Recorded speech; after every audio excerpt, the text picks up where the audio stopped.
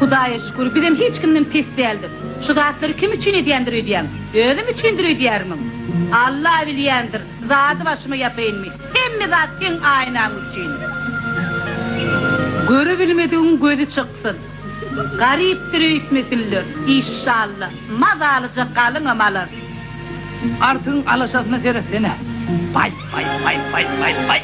Özünün onu vermeye inimem yoktu. Olat için artık berge vatanırlar. Şoban şuna at nemen repitinin.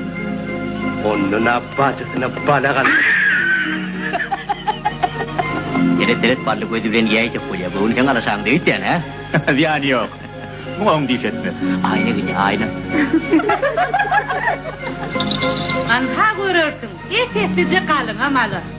Alın canın alsın. Sonulması vurur yok Sağlık mı mu? canım?